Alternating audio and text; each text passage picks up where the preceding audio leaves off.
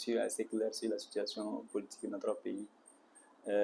Il faut dire qu'au-delà des crises qui secouent, sous-régionales qui secouent l'économie et même freine un peu les aspects d'acquisition des matériels et autres, et même la question géopolitique avec les crises au niveau de la Russie et de l'Ukraine qui ont influence véritablement donc, sur les nouvelles politiques que les autorités ont enclenchées dans le but strict d'apporter non seulement de renforcer envers les efforts qui sont déjà consentis, malgré tout cela, les autorités tiennent et la situation sur les terrains, la reconquête donc, du territoire national évolue très bien, avec à la clé des villages qui sont reconquis, les zones qui sont libérées.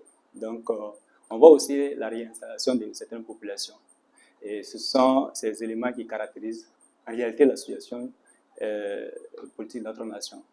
Et aussi, au niveau donc, de la France sociale, on voit des agitations un peu partout. Voilà, notamment les cas du collectif syndical CETB qui apparemment porte une autre lecture dans laquelle le peuple ne se reconnaît pas. Il faut dire que c'est comme ça. Lutter contre l'impérialisme, c'est aussi faire pousser les griffes de tous les valeurs locaux de l'impérialisme. Donc, la lutte actuelle qui tend vers la souveraineté de notre peuple ne peut pas plaire à tout le monde. Donc, question pour nous aussi d'observer ces personnes s'agiter de la même manière, de la sorte. Mais il faut dire que c'est le combat du peuple. Nous allons parvenir à nos résultats.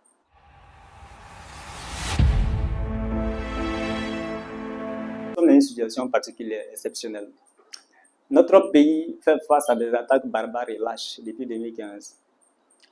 Aujourd'hui, le 30 septembre 2022, le capitaine Ibrahim Traoré est arrivé avec une nouvelle politique de lutte contre le terrorisme. Nous sommes à un stade où le peuple, dans son entièreté, s'est levé pour combattre donc auprès du capitaine Ibrahim Traoré et son gouvernement. Et il se trouve par ailleurs, d'autres ne sont pas contents parce qu'ils ont perdu des avantages.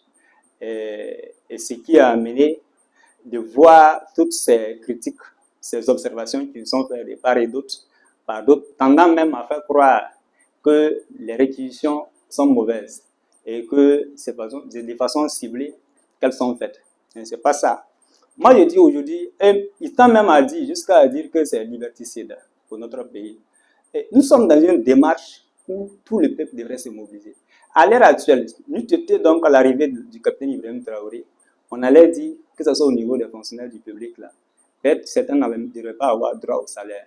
Parce que tous les partenaires sociaux ont replié barrage. Face donc à la rigidité de notre lutte contre l'impérialisme. Mais le gouvernement continue toujours à servir les salaires. Tout fonctionne bien, le circuit économique fonctionne très bien. Malgré tout cela, les gens trouvent des raisons pour caractériser la vie actuelle de notre pays qu'elle est assez chère, qu'il y a l'augmentation des prix de certains produits, alors que ce n'est pas le cas. Et cela a conduit effectivement le ministère de la Défense à opérer des réquisitions. Question pour moi, en tout cas dans ma lecture, de permettre à ce que ceux qui se disent aussi défenseurs du peuple, parce que quand le peuple est bâillonné, ballotté de toutes parts par des terroristes, des groupes armés terroristes, il faut dire, c'est ceux qui sont les défenseurs réels du peuple, ce sont eux qui devraient se mettre en avant. Mais pour le cas de notre pays, un cas aussi particulier, c'est ceux-là qui disent qu'ils sont défenseurs du peuple, qui ne veulent pas aller en contact avec l'ennemi.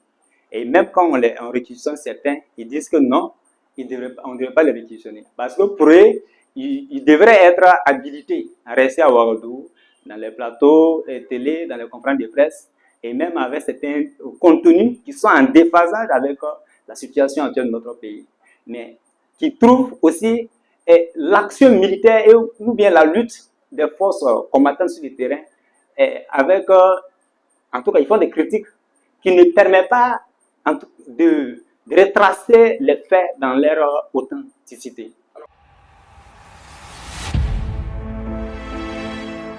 Mais ce sont des peureux, c'est pour dire au peuple maintenant de découvrir maintenant ces véritables leaders, ceux qui disent qu'ils peuvent lutter réellement.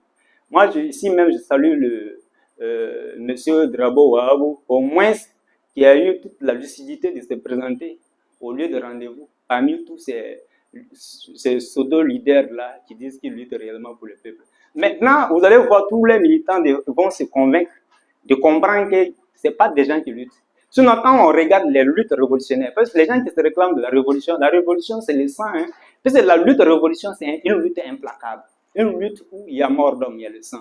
Les autres révolutions, les autres pays sont parvenus à la révolution dans le sang. La Chine s'est construite dans le sang. Donc, il y a eu des guerres, il y a eu tout cela. Le Japon a imposé toutes sortes de sanctions donc, à la Chine. Mais ils sont sortis parce que des gens ont accepté d'aller se sacrifier. C'est le même cas pour la Russie, qui a connu toutes les hontes, toutes les maîtrises du monde entier.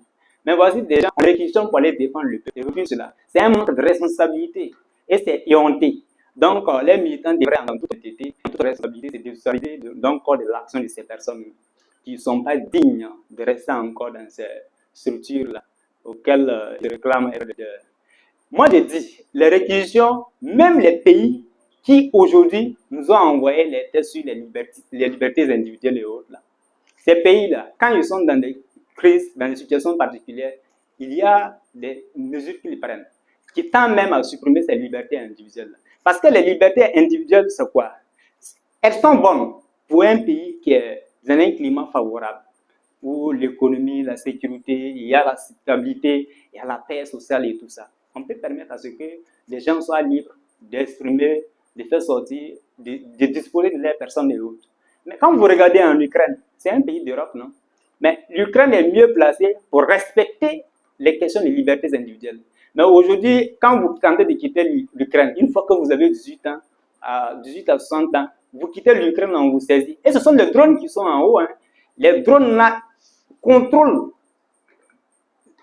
en fait l'espace terrestre ukrainien pour éviter que les gens ne fuient. Mais tous ceux qui tentent de fuir, là, on les ramène et ils paient des amendes même.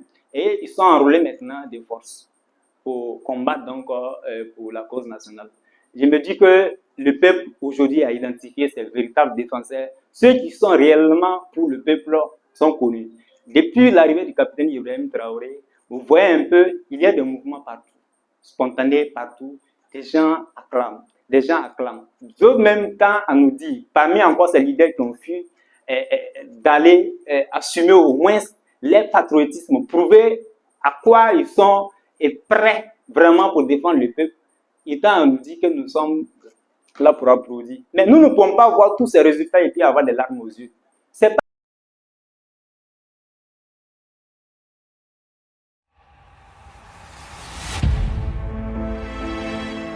c'est assez clair. Et quand quelqu'un vient en moins d'une année, parvient donc à de tels résultats, c'est assez légitime qu'aujourd'hui vous demandez à ce que la personne demeure toujours pour régler tous les autres maux qui minent donc l'humanité burkinabé. Il faut le dire, quand il est arrivé en moins d'une année, l'acquisition d'armes qu'on n'a même pas droit, qu'on n'avait même pas droit avant, aujourd'hui, c'est une chose faite. Et quand vous regardez, il y a des zones qui ont été infestées. On ne pouvait pas avoir accès. Aujourd'hui, on a accès à toutes ces zones-là. Quand vous regardez sur le plan de la lutte pour la souveraineté de notre pays, vous voyez, des accords ont été dénoncés. Qui pouvait croire qu'au Burkina Faso, il y aurait un leader qui va chasser donc l'armée française? Mais le capitaine n'a pu faire ça. Mais quand vous regardez également la convention fiscale de la non-double imposition, qu'il y a notre pays donc à la France impérialiste. Aujourd'hui, c'est chose faite. Et vous voyez tout récemment, le ministre de l'économie a pris donc un communiqué pour dire qu'on peut opérationnaliser maintenant la teneur qui se trouvait dans le communiqué qui a dénoncé donc cette convention fiscale-là. Mais on ne peut pas voir tout cela et se contenter de rester soit disant que nous voulons respecter un chronogramme que des institutions sous-régionales nous ont imposé. Nous disons non à ce chronogramme-là. Aujourd'hui, c'est au peuple burkinabé de décider ce qui est bon pour lui, de décider qui doit en tout cas accomplir sa mission. Et c'est dans cette logique-là. Et comme nous sommes convaincus que le capitaine Ibrahim Traoré est l'homme de la situation et c'est celui qui est à l'écoute de son peuple et qui sait très bien accomplir en tout cas la mission qui lui a été confiée, et nous nous sommes dit il faut réellement, immédiatement, la prolongation de la transition afin de permettre au capitaine Ibrahim Traoré de continuer l'œuvre salvatrice de restauration de l'intégralité du territoire et le rétablissement entier et total de la souveraineté de notre pays. C'est ce qui nous a conduit à cela. Et vous voyez, ce sont les forces vives des différentes régions qui sont venues à cette rencontre-là. Et tout le monde est unanime sur la question. Il faut prolonger la Constitution. Il faut revoir les institutions aujourd'hui qui ne permet pas à notre État d'être assez opérationnel et de jouer son rôle régalien. Donc, c'est pour cela que les gens se sont réunis à Ouagadougou. Question vraiment de rompre avec tout ce qui est pratique, tout ce qui est manœuvre, faille institutionnelle qui se trouve. Quand vous lisez un peu dans les paysages institutionnels de notre pays, vous voyez que notre État est assez malade. Donc, il faut en remettre. Et le seul médecin qui est là, c'est le capitaine Ibrahim Traoré avec son gouvernement.